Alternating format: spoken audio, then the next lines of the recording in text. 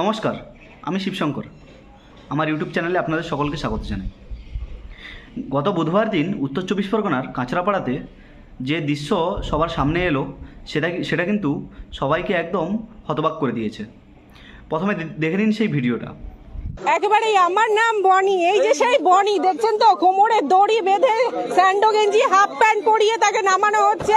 প্রথমে শুরু করা হলো তার পাড়া থেকে, দেখতেই পাচ্ছেন সেই বনি, 24-এর বিশ্ববিখ্যাত সেই বনি, এই কাঁচরাপাড়ার বনি। একেবারে এই তাকে দেখছেন।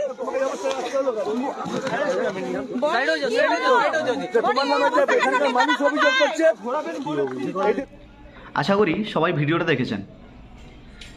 ইতিমধ্যে ভিডিওটি গোটা সোশ্যাল মিডিয়ায় ছড়িয়ে পড়েছে চারিদিকে।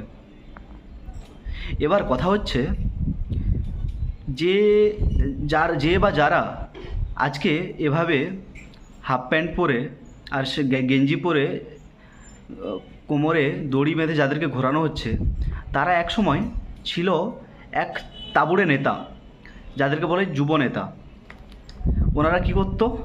তোলাবাজি করতো, ছোট ছোট ব্যবসায়ীদের ধমকি দিত, আর সাধারণ মানুষকে ভয় দেখিয়ে টাকা উসুল করত।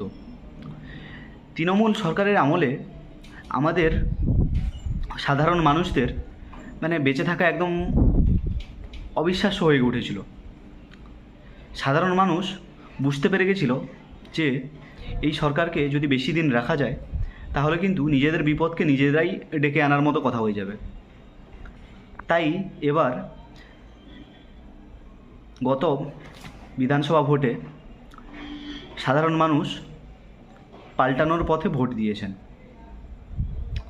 কথা হচ্ছে যারা এইভাবে এইসব কাজগুলি করতো, যাদের নির্দেশে, তারা কি এখন এদেরকে বাঁচাতে আসবে? কে বাঁচাবে এখন?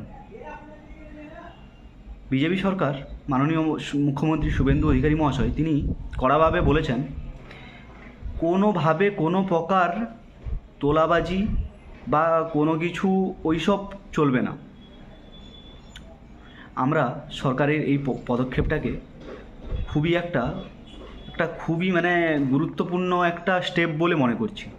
এবং সরকার যা বলেছিল, সবাইকে জেলে ঢোকানো হবে, যারা এইসব কাজে যুক্ত ছিলেন সবাইকে খুঁজে বার করা হবে এবং জেলে ঢোকানো হবে। বিজেপি সরকারে আসার পর দেখা গেছে বহু দাপুড়ে নেতা তারা কিন্তু ঘরছাড়া হয়ে গেছে।